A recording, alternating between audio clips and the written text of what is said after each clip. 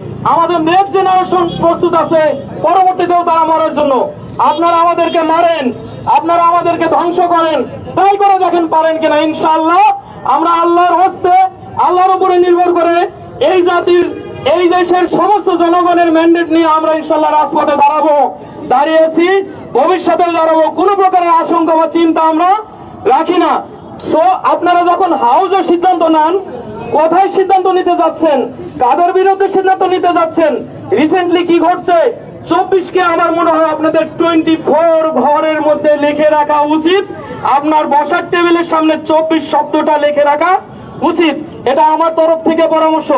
So আপনি এতদিনের চেষ্টায় 16 বছরের প্রেসারে যেহেতু আপনি প্রস্তাব করে দিয়েছেন, আপনি আপনার কাপড় ঠিক করেন, আপনি সামনের দিকে আগানোর চেষ্টা করবেন না। এটা আপনাকে সিনিয়র সিটিজেন হিসেবে আপনাকে আমি অবসরে যেতে বলতেছি। ভালো চিন্তা থাকলে আপনাদের মধ্যে বাছাইকে তো যদি কেউ সাধারণ চিন্তা করতে পারে, জনগণের চিন্তা করতে পারে, তাদেরকে সামনে দেন, আমরা ওয়েলকাম জানাবো। সকল প্রকারের ভালো পরামর্শ, সকল প্রকারের সুচিন্তার সংস্কারের জন্য আমরা আছি। সো আপনাদেরকেও আমরা স্বাগত জানাচ্ছি। আপনারা থাকেন, আমরাও থাকি, জনগণের সামনে স্পষ্ট কথা বলেন, কোনো প্রকার অস্পষ্টতা না রেখে।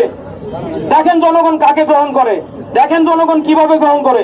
সে বিগত সময় আমরা ফেরত যেতে চাই না, এটাই আমাদের শেষ মেসেজ। আমরা সামনে যাব, ভালোর দিকে যাব। সকল সহযোগী, সকল সহযোদ্ধা ভালো থাকবেন, সংবাদকর্মী ভাইরা ভালো থাকবেন। সকলের জন্য দোয়া প্রার্থনা রইল।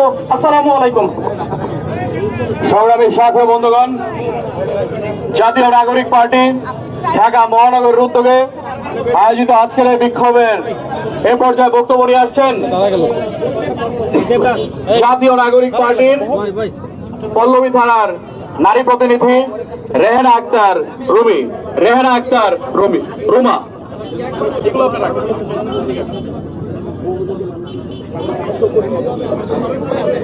আসসালামু আলাইকুম। আজকে আমি কথা বলতে এসেছি নাগরিক কমিটি জনগণের কণ্ঠ হয়ে, নাগরিক পার্টি জনগণের কণ্ঠ হয়ে জনগণের চাহিদাকে বাস্তবায়ন করতে। জনগণ চাচ্ছে, তাই এখানে আমরা দাঁড়িয়েছি। আপনারা আর যারা সাংবাদিক ভাইদের কি হলো আবার মাথা গরম হয়ে বিরূপ প্রতিরূপ দেখাচ্ছে, তারা নিশ্চয়ই ভয় পাচ্ছে যে এরকম নির্বাচন হলে, সঠিক নির্বাচন হলে তারা হয়তো এখানে দাঁড়াতে পারবে না, জনগণের প্রতিশ্রুতি পূরণ করতে পারবে না। আমরা যে এখানে এসেছি, যা নির্বাচনের কমিশনারের পুনর্গঠন এবং স্থানীয় নির্বাচন। আপনি বলেন আমাদেরকে এখানে বাধ্য হতে হয়েছে, এখানে দাঁড়াতে বাধ্য হয়েছে কারণ বর্তমান পরিস্থিতি দেখতে 2000 শহীদের ত্যাগের বিনিময়ে আমাদেরকে দাঁড়াতে হয়েছে। তাই ওদের দাবি আমাদের পূরণ করা একেবারে কর্তব্য মনে করি। আমাদের কথা শোনাবার জন্য এবং জনগণের কথা শোনাবার জন্যই আমাদের এখানে দাঁড়াতে হয়েছে। আপনারা নিশ্চয়ই আমাদের সাথে একত্র বোধ করবেন এবং আমাদের সাথে এক হয়েই কণ্ঠ মিলাবেন যে বর্তমান পরিস্থিতির যে নির্বাচন কমিশনারের যে রূপটা আমরা দেখছি, সেই রূপটার পরিপূর্ণ গঠন হওয়া দরকার এবং ইসির পরিবর্তন আমরা চাচ্ছি, আমরা স্থানীয় নির্বাচন চাচ্ছি। ধন্যবাদ। আপনারা আমার কথা শুনছেন এবং আমি আসলে একটু বিব্রত বোধ করছি। এখানে এত হট্টগোল হচ্ছে, হয়তো বা সব সাংবাদিকদেরকে আমি মনোযোগ করতে পারতেছি না। সংগ্রামী সাথী বন্ধুগণ, জাতীয় নাগরিক পার্টি এনসিপি ঢাকা মহানগর কর্তৃক আয়োজিত ইসি পুনর্গঠন ও অবিলম্বে স্থানীয় সরকার নির্বাচনের দাবিতে আজকের এই বিক্ষোভের এ পর্যায়ে বক্তব্য নিয়ে আসছেন জাতীয় নাগরিক পার্টি রমনা থানার নারী প্রতিনিধি ডাক্তার ইসরাত জাহান।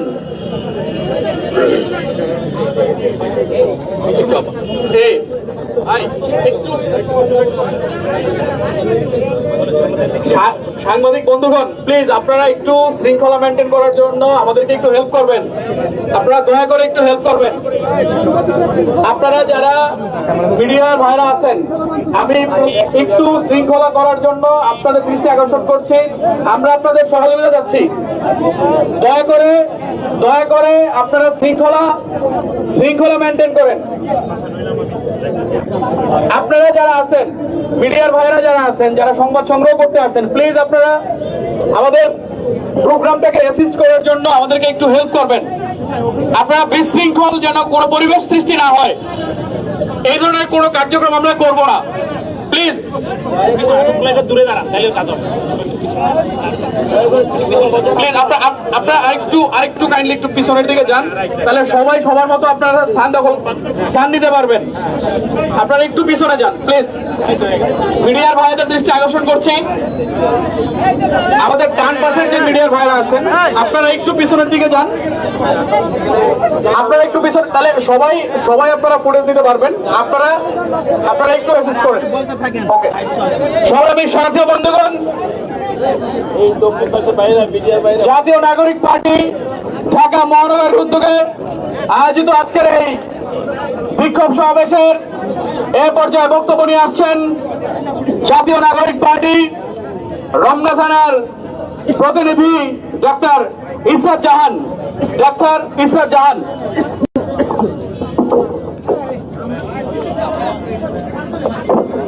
আসসালামু আলাইকুম।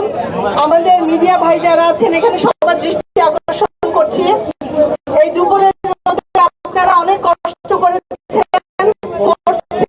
আমাদের এনসিপির ডাকে আপনারা একসাথে হয়েছেন। আমাদের ধন্যবাদ এবং কৃতজ্ঞতা আপনাদের জন্য। একটু সবাই মনোযোগ দিয়ে কথাগুলো শোনার চেষ্টা করুন। প্রথমত, আজকে কেন আমরা এখানে?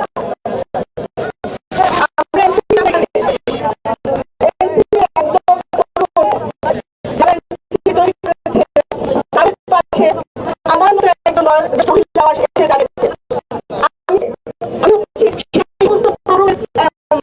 একজন মা, যে তরুণরা দিয়েছিল করার জন্য দেশে, তার চেয়েও বড় কথা বৈষম্য দূর করার জন্য। সেই বৈষম্য দূর করতে গিয়ে আমরা আমাদের অনেক সন্তান হারিয়েছি।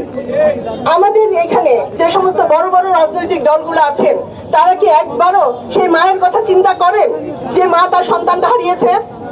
সেই সন্তান দেশটাকে কোন অবস্থায় দেখার জন্য জীবনটা দিয়েছিল, সেটা কি ধারণ করেন? আমার মনে হয় না ধারণ করেন। করলে তারা এই সমস্ত বিভিন্ন কার্যকলাপ করতে পারতেন না। তাদের যে সন্তানগুলো আমরা হারিয়েছি, তারা যে বৈষম্যহীন একটা সমাজ চেয়েছিল, একটা দেশ চেয়েছিল, সেই দেশটা তৈরি করার জন্য ন্যূনতম চেষ্টা করতেন। আমি কিছু উদাহরণ দিই। একজন অরাজনীতিবাদী মানুষ ছিলাম, আমি কেন রাজনীতি করি? আমি বলবো বড় বড় দলগুলোর ব্যর্থতা আমাকে রাজনীতির মাঠে টেনে এনেছে এই বাচ্চাগুলোর পাশে দাঁড়ানো, তাদের বল বৃদ্ধি করার জন্য।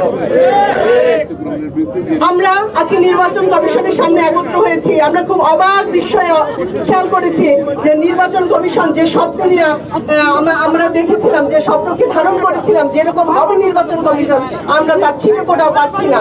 বরং একটি বড় দলের ক্রাইটেরিয়া, তাদের চাওয়া পাওয়াকে পূরণ করার জন্য তারা তাদের সর্বশক্তি নিয়োগ করছেন।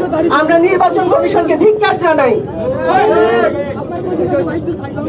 আমাদের এই দেশটা পরিবর্তন করতে এই যে ছেলেরা মাঠে নেমে এসছে এনসিপির তরফ থেকে, যে মানুষগুলো এনসিপির তরফ থেকে মাঠে নেমে এসেছে, তাদের পাশে দাঁড়ানোর জন্য সবাইকে, মিডিয়াকে উদাত্ত আহ্বান জানাচ্ছি।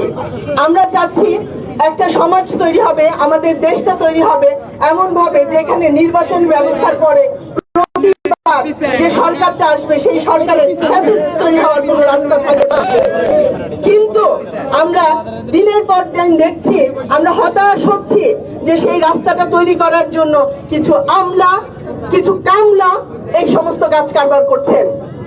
আপনারা যদি নিজেদেরকে কামলা হিসাবে রাখতে চান, আপনারা যদি বড় বড় দলের পা চাটাগিরি করতে চান, আপনারা পা চাটুন গিয়ে অন্তত দল সরকারের বড় বড় পদগুলো ছেড়ে দিন, মানুষকে কাজ করার সুযোগ দিন, দেশটা সুন্দরভাবে গড়ে ওঠার সুযোগ দিন। অনেক ক্ষোভ আপনাদের দিকে। এই সমস্ত ছেলেরা ক্ষোভ থেকে এই 8-9 মাস তারা অপেক্ষা করেছে, দেখেছে সরকারের উপরে অপেক্ষা করেছে, তারপরে তারা গিয়ে যমুনায় ঘেরাও করে তাদেরকে আদায় করতে হয়েছে একটা ফ্যাসিস্ট দল, যে আওয়ামী লীগের নিষিদ্ধের দাবিটা পূরণ কিছুটা হয়েছে। আমরা দেখছি আর কতদূর কি করা হয়। আমরা আশা করি আর কোন আন্দোলন ওই ইস্যুতে করতে হবে না। জুলাই সনদ আমরা ঠিকঠাক মতো পাবো, হ্যাঁ, কারণ যদি এটা না হয় আলটিমেটলি এই যে আন্দোলন করেছে সেই সন্তানগুলাই ফাঁসির কাস্টে থাকবে, আমরা ফাঁসির কাস্টে থাকবো। যে মায়েরা সন্তানদেরকে এগিয়ে দিয়েছিলাম, যাও, আমরা আর সন্তানদের ফাঁসির কাজটাও দেখতে চাই না, কিছু না। দেশটা আমার, দেশটা আপনার, এই দেশটা কোনো সুবিধাবাদীর না। সুবিধাবাদীরা এখন সরে দাঁড়ান, যথেষ্ট হয়েছে। এটাকে সুন্দর মতো করতে দিন, আমার ছেলেকে কাজ করতে দিন, তাকে সহযোগিতা করে সবাই। নির্বাচন কমিশন দৃষ্টি আকর্ষণ করছি, আপনার আরো হয়ে দাঁড়াবেন না প্লিজ। আর নয়তো আমাদেরকে আবারও যেমন আজকে বিক্ষোভ করতে দাঁড়িয়েছি, অন্য দিন না হয়ে বসে যেতে হবে আপনাদের পদত্যাগের দাবিতে। প্রয়োজন পড়লে